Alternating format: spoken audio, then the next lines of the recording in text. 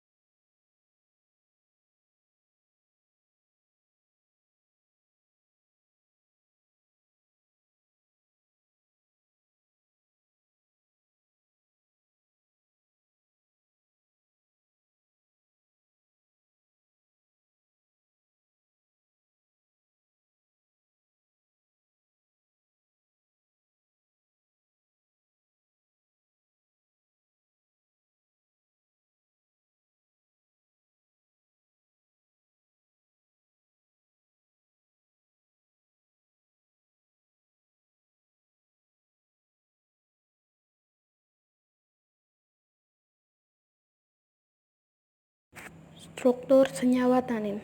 Secara struktural, tanin adalah suatu senyawa fenol yang memiliki berat molekul besar yang terdiri dari gugus hidroksi dan beberapa gugus yang bersangkutan, seperti karboksil, untuk membentuk kompleks kuat yang efektif dengan protein dan beberapa makromolekul.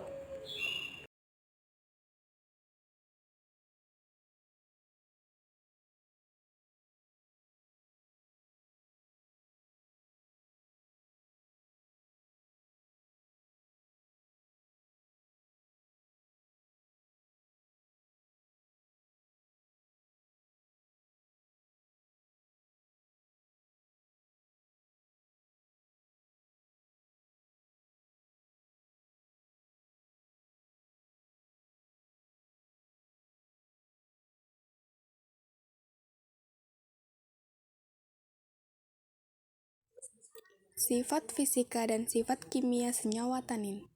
A. Sifat fisika tanin. 1. Umumnya tanin mempunyai berat molekul tinggi dan cenderung mudah dioksidasi menjadi suatu polimer. Sebagian besar tanin bentuknya amorf dan tidak mempunyai titik leleh. 2. Tanin berwarna putih ke kuning-kuningan sampai coklat terang, tergantung dari sumber tanin tersebut. 3. Tanin terbentuk serbuk atau berlapis-lapis seperti kulit kerang, berbau khas, dan mempunyai rasa sepat. 4. Warna tanin akan menjadi gelap apabila terkena cahaya langsung atau dibiarkan di udara terbuka. 5. Tanin mempunyai sifat atau daya bakterostatik, fungistatik, dan merupakan racun. B. Sifat kimia tanin. 1. Tanin memiliki sifat umum yaitu memiliki gugus fenol dan bersifat koloid. Karena itu, di dalam air bersifat koloid dan asam lemah. 2. Semua jenis tanin dapat larut di dalam air. 3. Tanin dengan garam besi memberikan reaksi warna hijau dan biru kehitaman yang digunakan untuk menguji klasifikasi tanin. Uji ini kurang baik karena selain tanin yang dapat memberikan reaksi warna, zat-zat lain juga dapat memberikan warna yang sama. 4. Tanin akan terurai menjadi pirogalol, pirokatekol, dan fluoroglucinol bila dipanaskan sampai suhu 210 derajat F sampai 215 derajat F dalam kurung 98,89 derajat Celcius sampai 101,67 derajat Celcius. 5. Tanin dapat dihidrolisa oleh asam basa dan enzim. 6. Ikatan kimia yang terjadi antara tanin, protein, atau polimer-polimer lainnya terdiri dari ikatan hidrogen, ikatan ionik, dan ikatan kovalen. Klasifikasi senyawa tanin. A. Tanin terkondensasi. Tanin terkondensasi atau proantosianidin tersebar luas pada paku-pakuan, gimnospermae, angiospermae, terutama dalam tumbuhan berkayu. Sebagai penolak binatang menyusui dan serangga pemakan tumbuhan karena kesempatannya dan daya semaknya. Harbon 1996. B. Tanin terhidrolisis. Tanin terhidrolisis merupakan turunan dari asam galat. Asam 3,4,5 trihidroksil benzoat. Senyawa ini mengandung ikatan ester antara suatu monosakarida, terutama gugus hidroksilnya. Tanin terhidrolisis dapat dibagi dalam dua kelas besar yaitu galotanin dan elagitanin. Hagerman et al. 1992.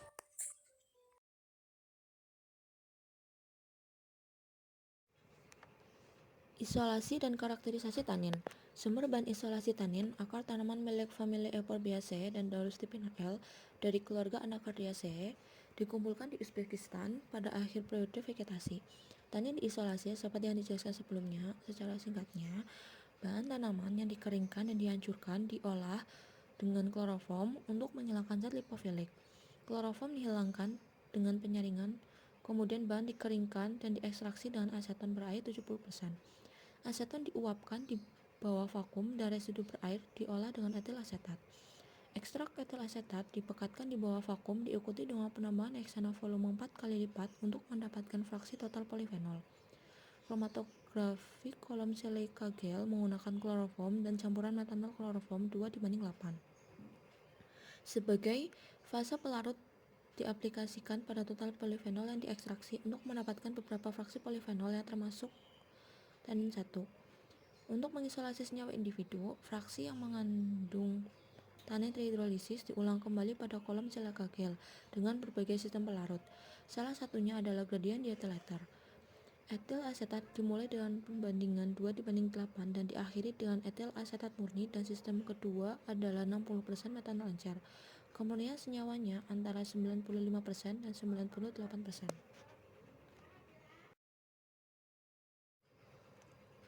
Biosintesis senyawa tanin. Biosintesis senyawa tanin secara umum dari jalur asam sikimat, pembentukan asam galat itu sebagai penyusun struktur primer tanin. Tahap ini diawali dari jalur sikimat yang membentuk dua arah reaksi sintesis asam galat. Arah pertama yaitu melalui pembentukan L-fenilalanin dengan perantara arogenat. Pembentukan asam sinamat dari L-fenilalanin dihalangi oleh enzim L-AOPP dan reaksi diarahkan pada senyawa kafeat. Arah reaksi kedua melalui pembentukan 3-dehidrosikimat yang mengalami hidrogenasi pada atom C ketiga sehingga terbentuk asam galat.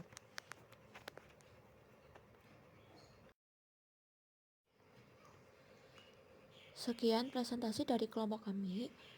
Wassalamualaikum warahmatullahi wabarakatuh.